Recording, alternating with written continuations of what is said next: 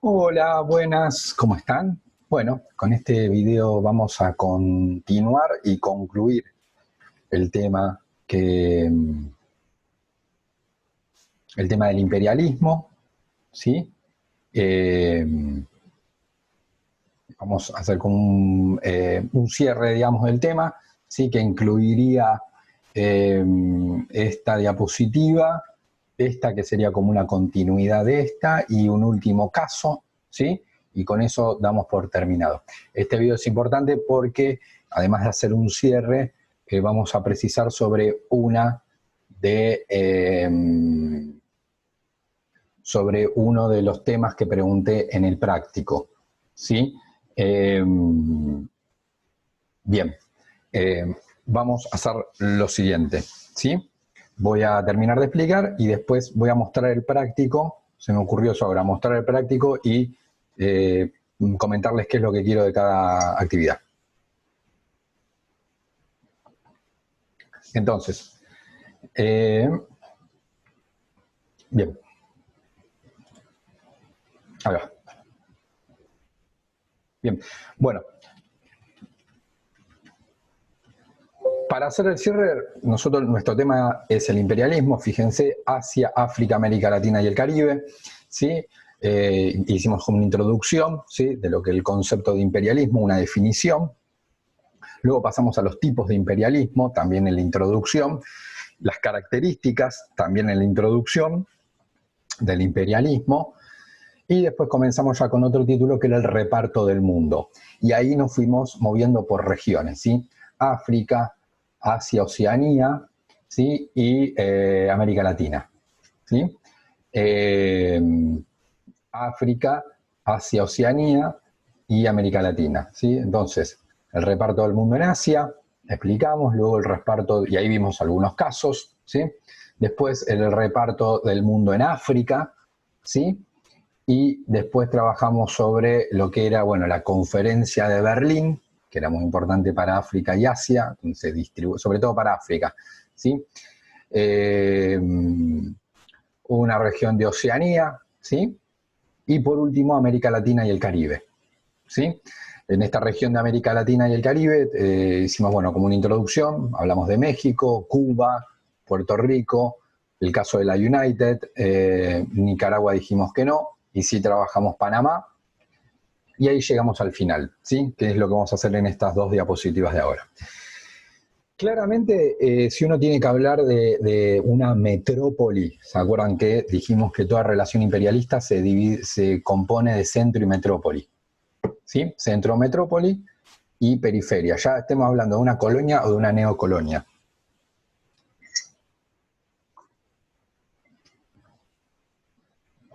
En muchos casos, ese centro o metrópoli eran países europeos, ¿sí? Eso lo vimos, por ejemplo, en el caso de Asia, ¿sí? Donde, fíjense, posesión británica, posesión francesa, posesión holandesa, ¿sí?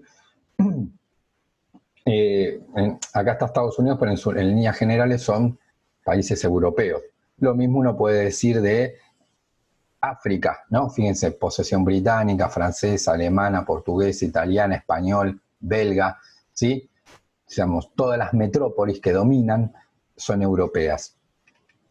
En el caso de y Oceanía lo mismo, ¿sí? Con el peso que tenía, fíjense, primero España, Portugal, Holanda y después, bueno, el Reino Unido, ¿sí?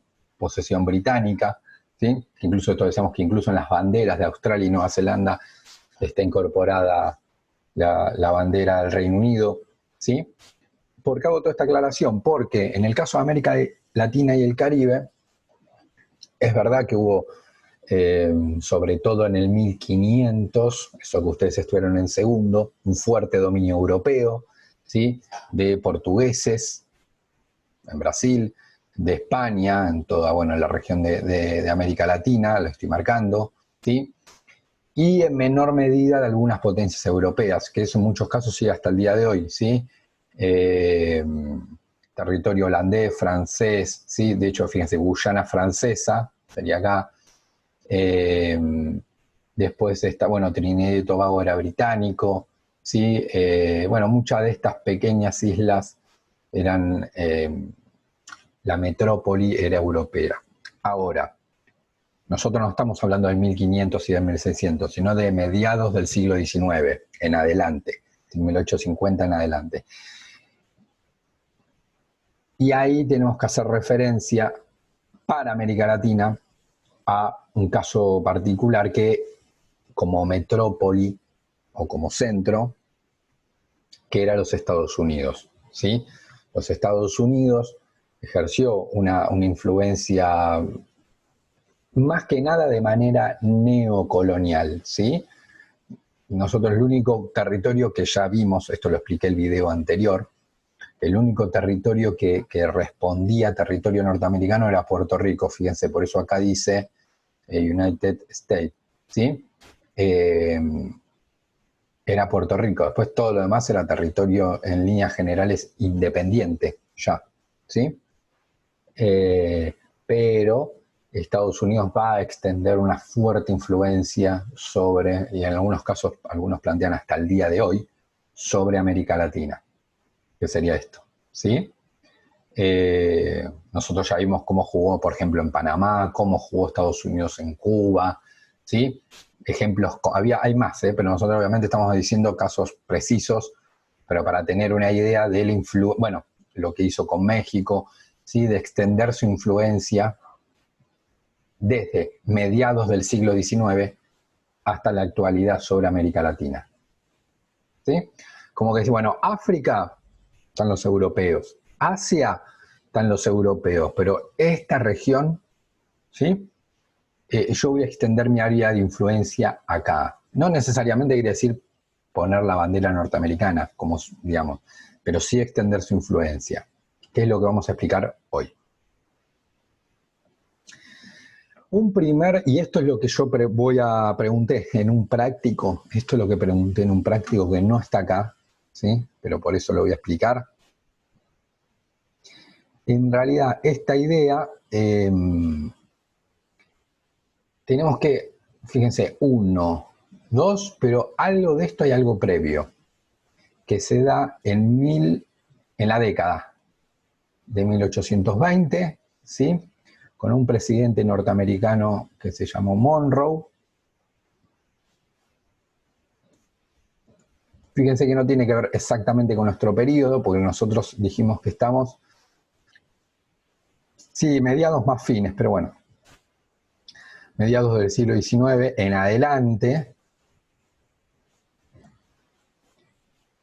Y yo acá estoy diciendo de 1820, pero Monroe plantea por primera vez una cuestión muy clara, que Estados Unidos, ¿y por qué lo digo? Porque, digamos, ¿por qué lo planteo? Porque esto que va a plantear Monroe, que es lo que dije, lo que sugiero en uno de los prácticos que busquen,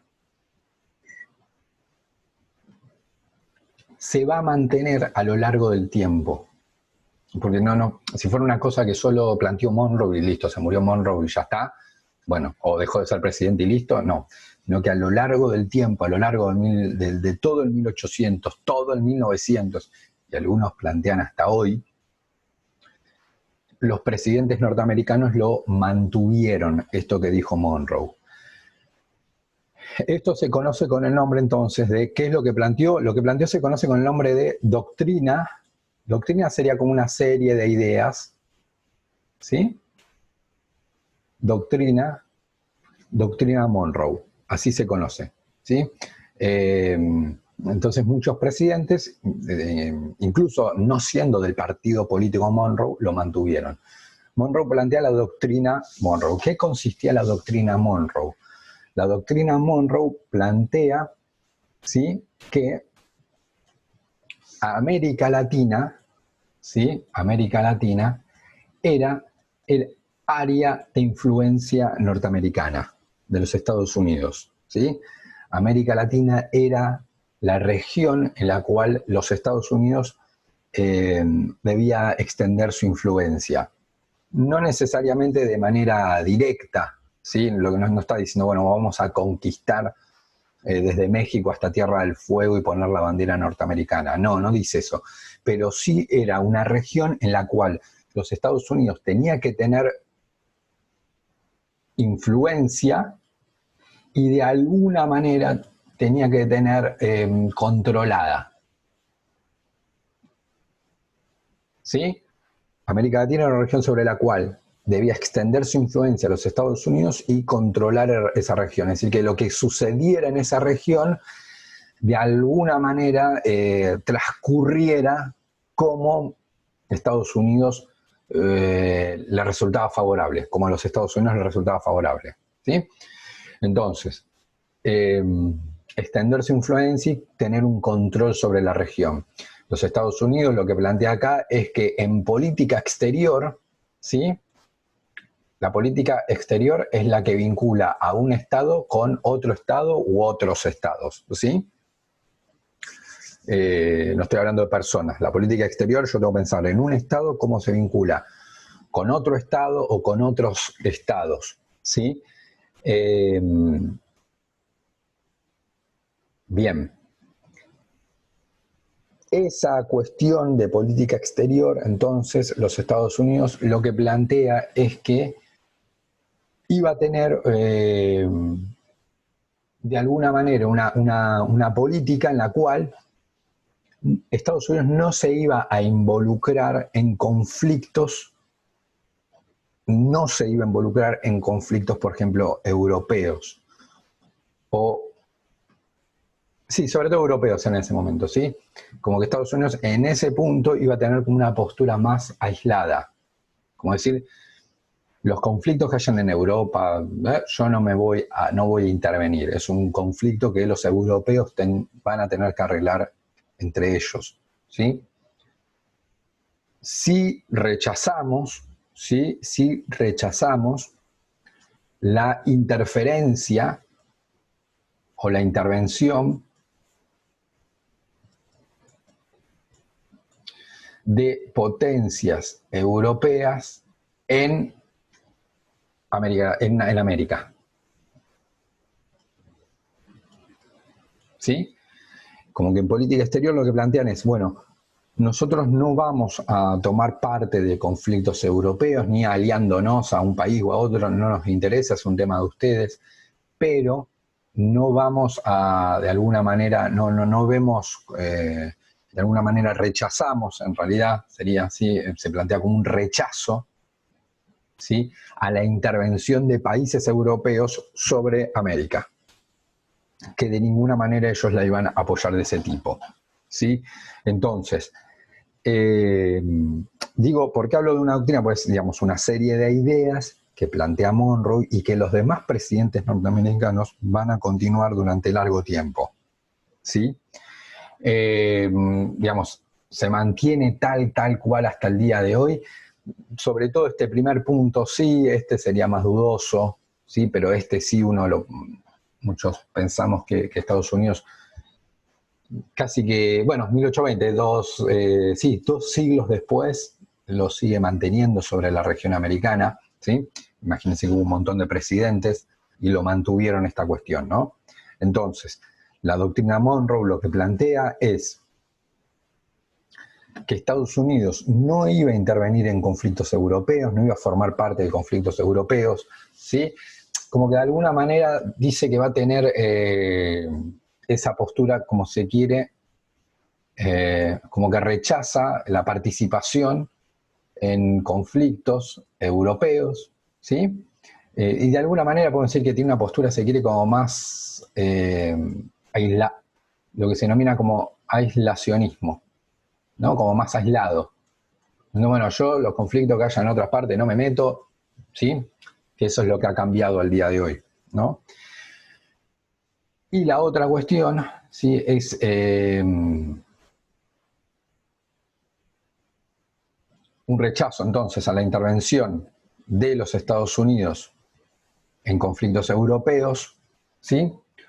Un rechazo también, perdón, antes de pasar al 2, un rechazo también a la intervención de países europeos en América, ¿sí? Un rechazo a que países europeos intervengan o interfieran en América. Y el punto 2, ahora sí paso al número 2, lo que plantea es que esta región, ¿sí?, toda, Esta región, como decíamos, es el área de influencia, ¿sí? Área de influencia, área de control del gobierno norteamericano, ¿sí? Por eso es que decía esto, bueno, rechazo cualquier intervención o interferencia de un país europeo en América, porque esta sí es mi área de influencia, ¿sí? Yo no me voy a meter en un conflicto que tengan en Europa. Ahora, no quiero que potencias europeas interfieran en mi área de influencia. Acá volvemos a esta idea, no necesariamente implica clavar la bandera norteamericana en un país, ¿sí? Sí lo había hecho en Puerto Rico, pero no se plantea en términos de, y le había quitado parte del territorio a México, ¿sí? Que sería más o menos toda esta parte, ¿sí? Y ahí, esto sí era Norteamérica, obviamente, ¿sí? Esto que decíamos, bueno, acá, esto y un fuerte control sobre Puerto Rico, pero sobre los demás países, Brasil, Bolivia, Paraguay, Argentina, Ecuador, Honduras, ¿sí? Costa Rica.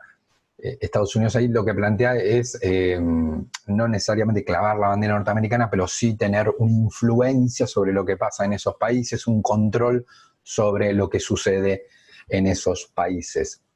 Termino la doctrina Monroe diciendo entonces que en líneas generales muchos pensamos que esta doctrina Monroe de 1820 se mantiene sobre todo hasta la actualidad, sobre todo en el punto número 2, ¿no? Se mantiene claramente hasta el día de la fecha. Ahora, sobre América Latina, después, sobre todo, digamos que a principios, ¿sí? A principios del siglo, sí, sería fines del siglo XIX, principios del siglo XX, ¿sí?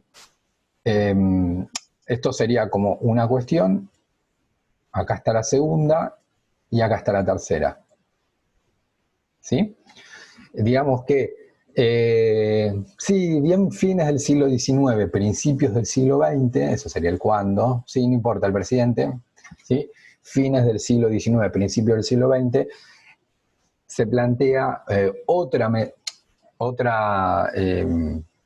otra idea de política exterior. Fíjense que estamos hablando de la política exterior de los Estados Unidos sobre América Latina y el Caribe. Ya hablamos de una, que es la doctrina Monroe. La segunda es la diplomacia del garrote, que promueve una política exterior agresiva a través de un intervencionismo en los países de la región, ¿sí? Acá obviamente ya vimos más o menos dos casos. Cuba vimos un caso, donde ahí sí ya había como una intervención de los Estados Unidos sobre un determinado país, ¿sí? Incluso con fuerzas norteamericanas, ¿sí? Entonces,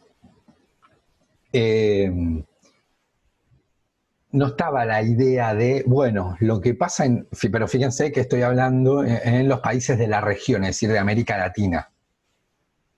Como acá, ahí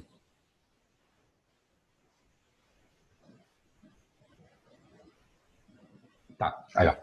Sí, fíjense, dice, a través de un intervencionismo en los países de la región, América Latina, ¿no? Fíjense que no dice, bueno, intervencionismo en conflictos en Europa o en África o en Asia, sino que la doctrina de alguna manera sigue la línea de la doctrina Monroe, ¿sí? Se fundamenta en que América Latina era como el área de influencia de los Estados Unidos, ¿sí? Acá área como dependencia, que no estaba preparada. Los Estados Unidos decía, bueno, América Latina no está preparada para gobernarse, ¿sí? Con lo cual, una nación civilizada, nosotros, eso es lo que decían los Estados Unidos, tenemos que, si hay conflicto en un país, como intervenir, ¿sí? Digamos, sin que tal vez el país lo pidiera, pero bueno, es como, de alguna manera, si les tengo que poner un ejemplo simple, es como si Estados Unidos creyera que era un adulto y las demás naciones de América Latina eran niños, ¿no? Entonces, bueno, como que ahí hay cosas que uno puede dialogar con un niño, pero hay cosas como que directamente uno toma la decisión por el niño, ¿sí? y le impone determinadas cuestiones, ¿sí? No le pregunta si quiere meter los dedos en el enchufe o no, ¿sí? Ahí toma la decisión el adulto, ¿sí? Entonces, Estados Unidos se ve como ese adulto que tiene que intervenir sobre esas naciones jóvenes y tomar decisiones, ¿sí?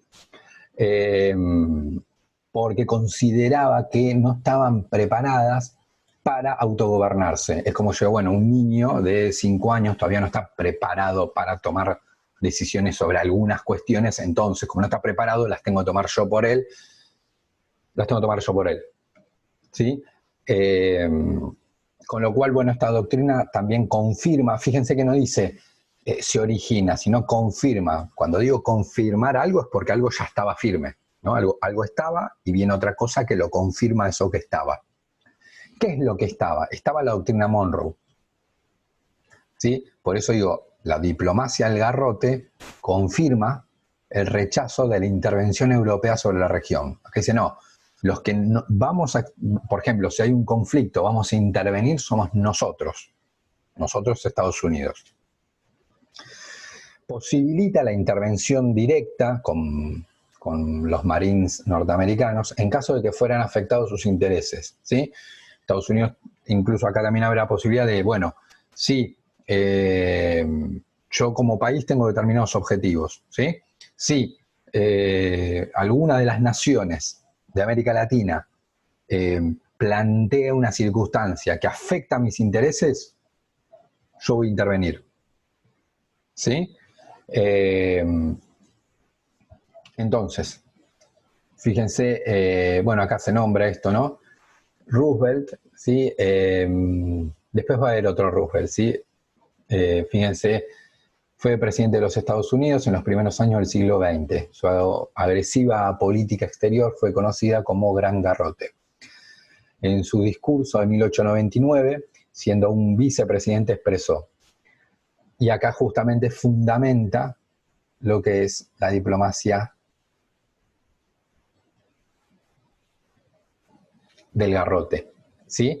El desarrollo de la paz entre las naciones está confinado estrictamente a aquellas que son civilizadas. Con una nación bárbara, es como decir incivilizada, la paz es condición excepcional. Dice, bueno, esta primera idea es, bueno, la buena convivencia es la que se da entre naciones civilizadas. Entre nación civilizada y nación incivilizada, ahí ya empieza a plantear que no necesariamente tiene que haber paz. Por eso dice, con una nación incivilizada, la paz es condición excepcional. En los confines entre la civilización y la barbarie, la guerra es generalmente normal.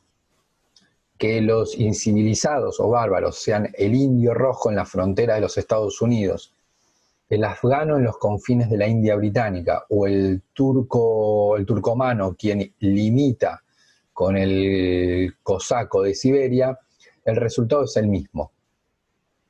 Ahí está nombrando como poblaciones incivilizadas. A la larga, el hombre civilizado encuentra que no puede conservar la paz más que dominando a su vecino bárbaro. Y ahí obviamente está la fuerza. Pues el bárbaro no cederá más que ante la fuerza. Toda expansión de civilización trabaja para la paz. Acá dice, bueno, esta nación es incivilizada, ¿sí? Con lo cual no voy a, digamos, como que no lo voy a poder civilizar, entre comillas, por las buenas, porque justamente es un incivilizado, voy a tener que utilizar la fuerza, ¿sí? En teoría voy a utilizar la fuerza para que esa región incivilizada se civilice, ¿sí? Se transforme como una nación ordenada, ¿sí? En otros términos, toda expansión de una potencia civilizada significa una victoria para la ley, el orden y la justicia. En todos los casos, la expansión ha sido un provecho, no tanto para la potencia que se beneficia nominalmente como para el mundo entero. Acá lo que dice es, bueno, voy a utilizar la fuerza sobre eso. Es muy fuerte acá lo que plantea, no sé si se llega a entender, ¿no? Pero esto de, y cómo está presente hasta el día de hoy este discurso. En el sentido de, bueno, vos sos una nación incivilizada, yo voy a tener que utilizar la fuerza para dominarte, y en ese dominio te domino. Una vez que yo te domino, introduzco ideas, leyes económicas, ¿sí?, de manera directa o indirecta, que van a hacer que en teoría vos progreses. Con lo cual, si yo sigo esta manera de pensar, casi que vos me tenés que agradecer que yo te haya dominado, ¿sí? Porque utilicé la fuerza, te dominé y introduje, ¿sí?, esto que dice el orden, la ley, el orden, la justicia, y eso hizo que vos te avanzaras, digamos, ¿no? Avanzaras y te transformaras de incivilizado en civilizado.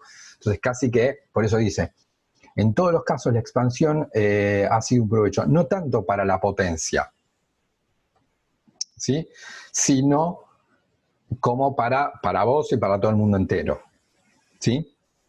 En alguna medida, casi lo que plantea Roosevelt es que hay, prácticamente como que hay que agradecerle a la nación que domina porque lleva la civilización, ¿sí? Obviamente cierro este tema diciendo que le quedaba en este caso a los Estados Unidos decir qué era civilizado y qué no era civilizado. Acá hay como una idea como de normalidad, ¿no?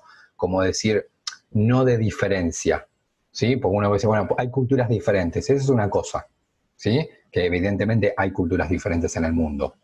Pero acá lo que se plantea no es culturas diferentes, sino culturas, digamos, que son superiores, civilizadas, y otras culturas, otras formas que son incivilizadas, que son bárbaras. Y entonces el que está acá arriba, lo que plantea Roosevelt, tiene que dominar al de abajo para desarmar esa cultura incivilizada e introducir la civilización. Por ejemplo, ¿qué serían los incivilizados? Lo que dice acá. Acá nombra el boleo, ¿no? Los incivilizados, ya sea el indio rojo en la frontera de los Estados Unidos, el que vive en Afganistán, ¿sí?, o el turco, digamos, como esos son todos como incivilizados, ¿sí? Lo mismo obviamente decía Roosevelt de los países latinoamericanos, ¿sí? Acá hay un fragmento nada más. Bien. Digamos, si bien esto se mantuvo, ¿sí?, vamos al tercero, que es la diplomacia del dólar. La diplomacia del dólar, de alguna manera también, digamos, no es que es una u otra, ¿no? Esto lo decía, no es que la doctrina Monroe se dejó de lado y se fue a la diplomacia del garrote, sino como que todo eso se fue como, fíjense que está en línea con lo que venimos hablando, ¿sí? No es que es opuesto la diplomacia del garrote a la de Monroe, sino que todo eso se fue como reuniendo. Lo mismo después va a venir la diplomacia del dólar. En la diplomacia del dólar, lo que se plantea es que Estados Unidos buscaba tener un control como económico de la región, ¿sí? Por eso esto que dice de, metafóricamente, reemplazar la bala, que era la diplomacia del garrote, por el dólar, ¿sí? En lugar de utilizar la fuerza, el garrote, usar como el control económico del país, ¿sí? Ahí nosotros vimos, por ejemplo, el caso, ¿se acuerdan?, de la United, como una empresa, de hecho, fíjense que la empresa era norteamericana, iba controlando económicamente una región, ¿sí? Acá la particularidad también es que el gobierno norteamericano, ¿sí?, el gobierno norteamericano de alguna manera asumía la defensa de las empresas norteamericanas que estaban en América Latina y el Caribe, ¿sí? Es decir, el gobierno estadounidense que estaba acá, ¿sí?, vamos a borrar esto, el gobierno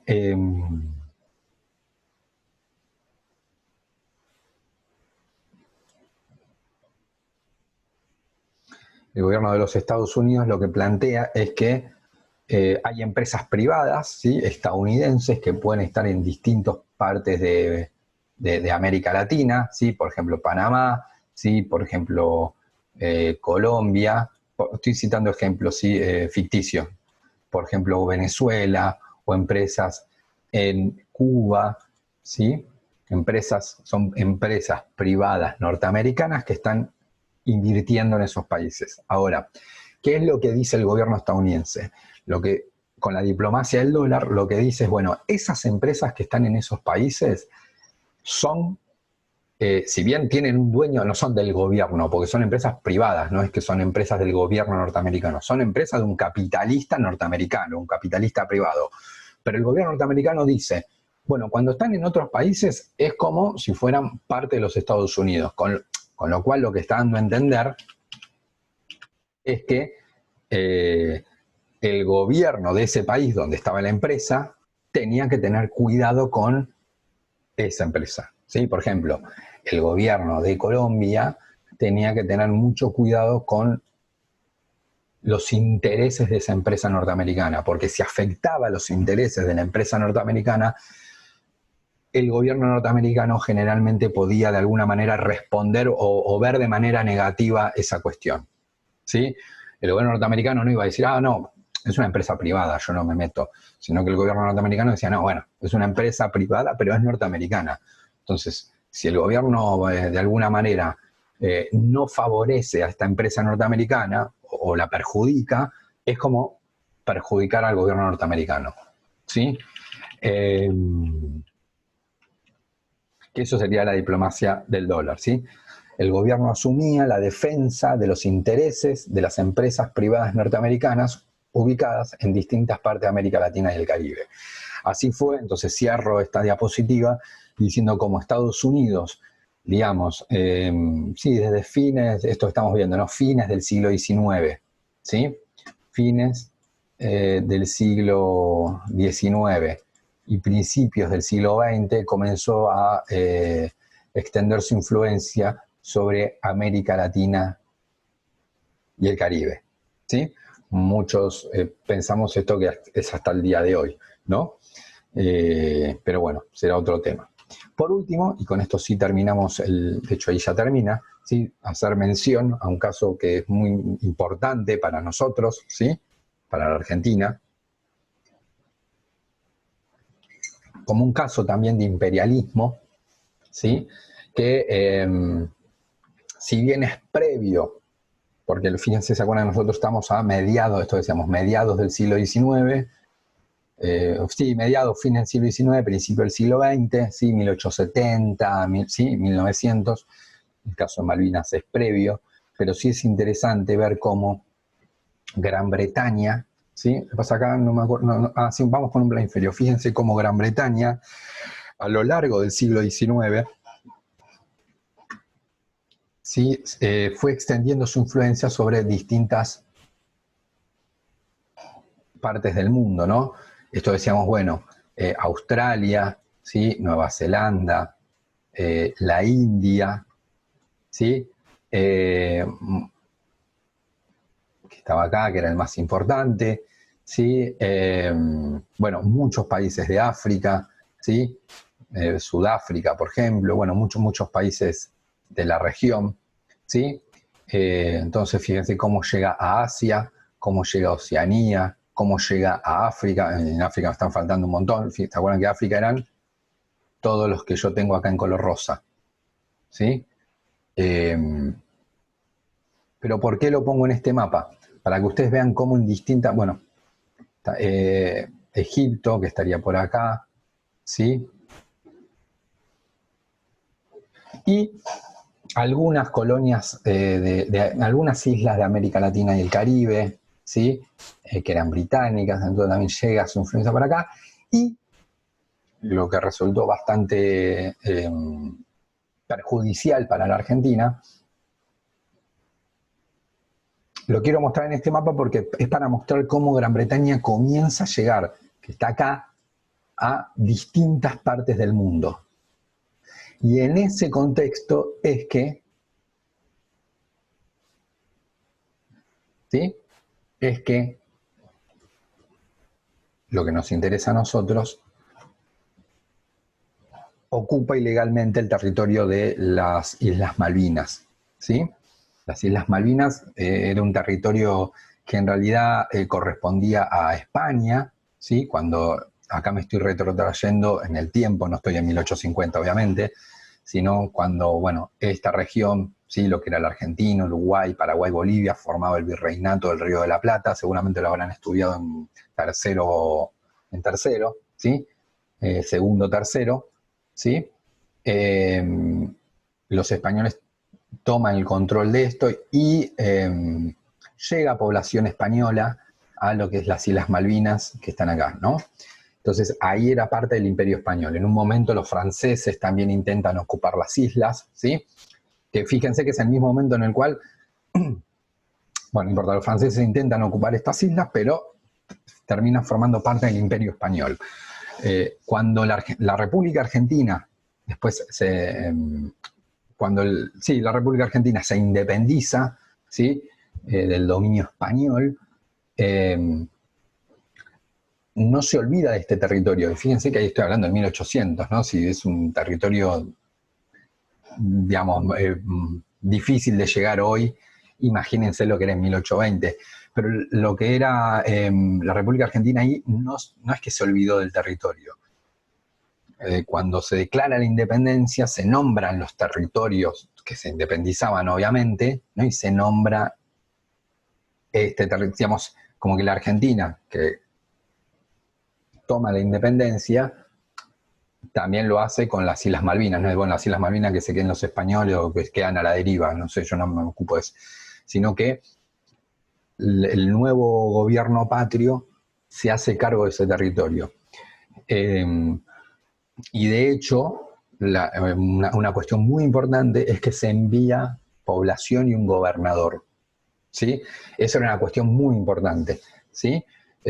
Porque no basta solo con escribirlo en un papel, ¿no? Porque si no, imagínense que cualquier país escribe un papel y dice, bueno, esto es mío y es mío, no. Que algo nosotros, ¿se acuerdan? Vimos en lo que era la conferencia de Berlín, ¿se acuerdan esto de la ocupación efectiva? Habíamos dicho, ¿sí? Principio de ocupación efectiva. Un territorio es de quien lo ocupa, ¿sí? Eso es acá. Mucho antes, que incluso la conferencia de Berlín, mucho antes, ¿sí? Pues estoy hablando de principios del 1800, la Argentina, ¿sí? Cuando se independiza,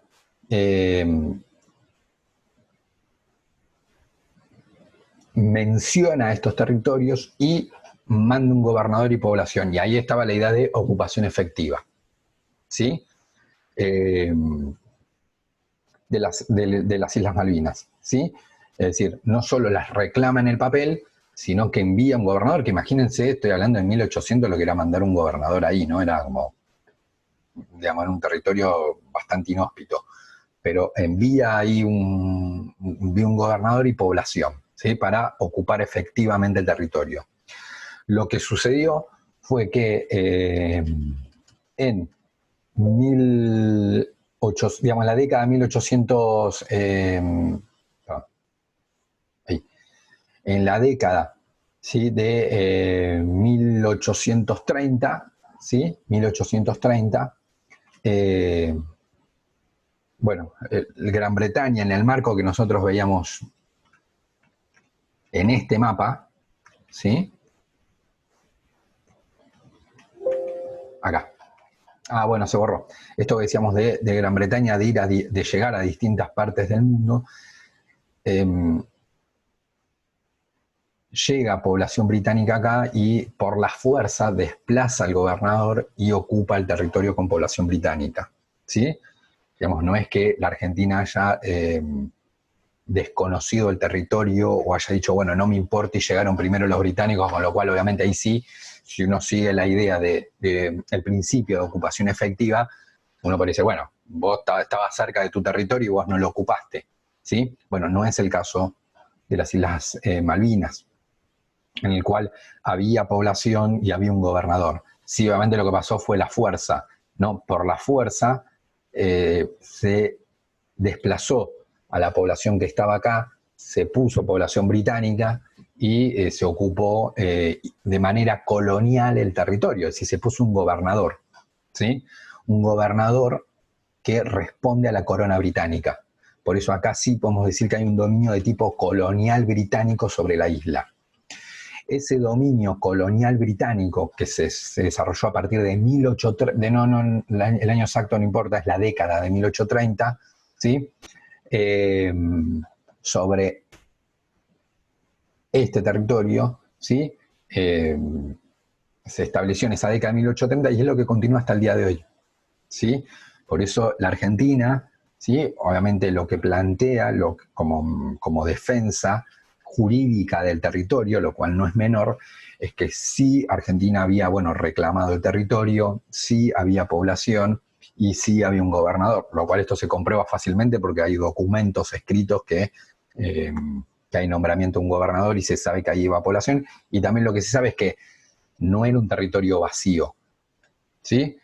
Sino que y el desplazamiento se dio por la fuerza, digamos, ¿no? Como que entonces se desplazó la población que estaba, se puso población británica, que en líneas generales es la que desciende hasta el día de hoy.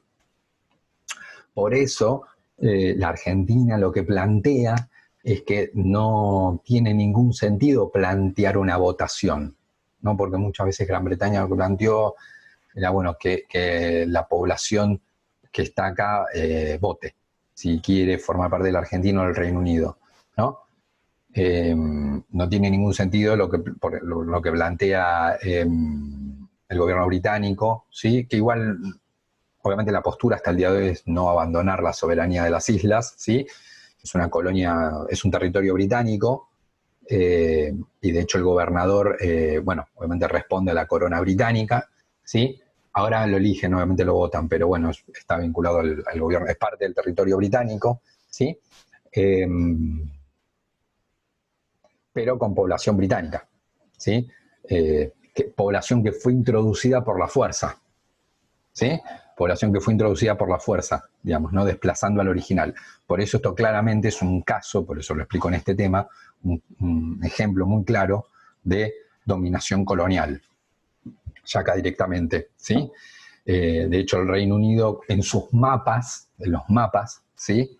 Algo que generalmente no hay que dejar pasar, pero no, porque no es un dato menor, muchas veces en los mapas que se publican en Gran Bretaña no se habla de las Islas Malvinas, que era el nombre que respondía cuando era territorio, digamos que proviene de la Argentina, y la denominan Falklands, ¿sí? Que es el nombre británico, ¿sí? Eh, Todos los mapas que los británicos emiten lo hacen con esta denominación, ¿sí? No con este, ¿sí? Y obviamente nosotros, para nosotros las islas tienen el nombre que corresponde, que es el de las Islas Malvinas, ¿sí? Bien. Solo un minutito más que les quiero mostrar el práctico, ¿sí? Lo voy a mostrar acá por las dudas. A ver si lo encuentro, ¿sí? Ay, no sé. Ah, qué problema. A ver. Sí, vamos a ver si lo puedo buscar acá, si ya se los muestro.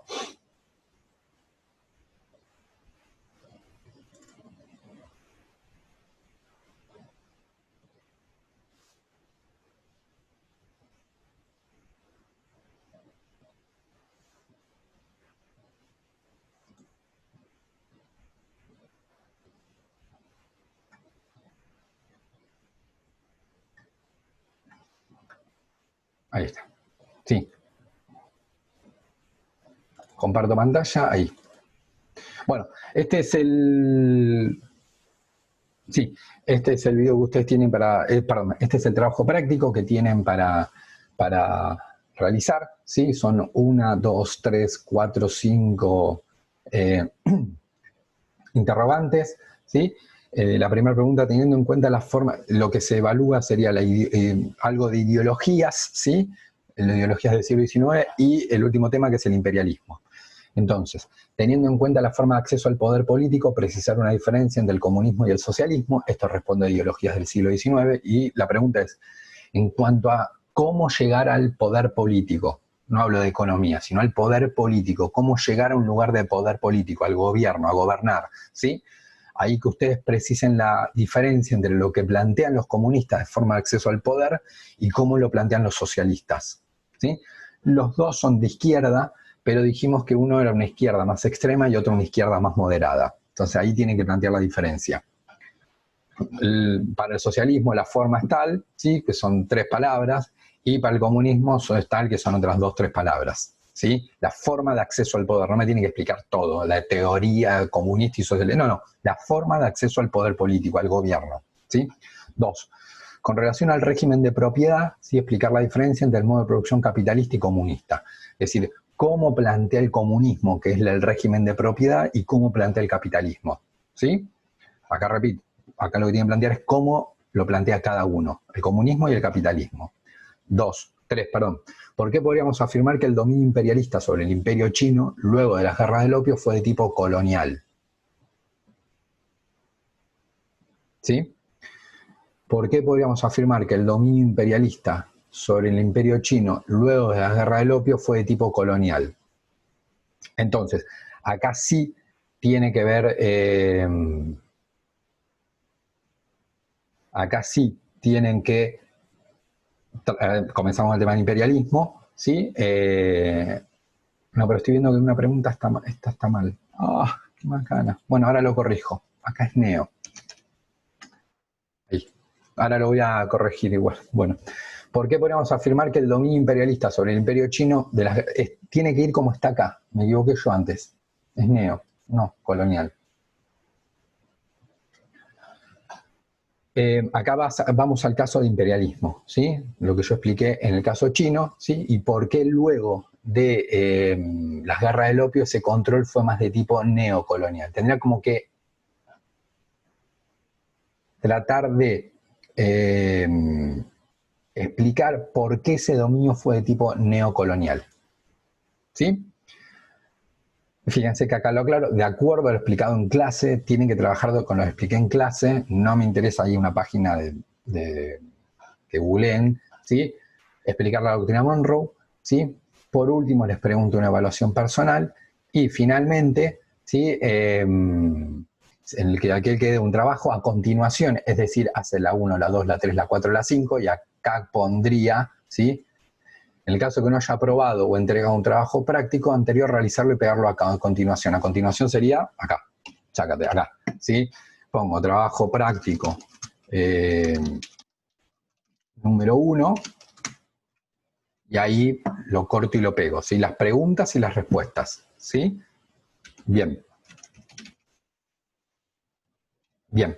Bueno, espero que se encuentren muy bien. Cualquier duda o consulta me pueden escribir por el foro si quieren o mensaje, así que los voy a estar viendo. Saludos.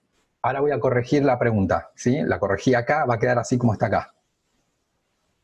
¿Sí? Esperen que la pienso un minuto.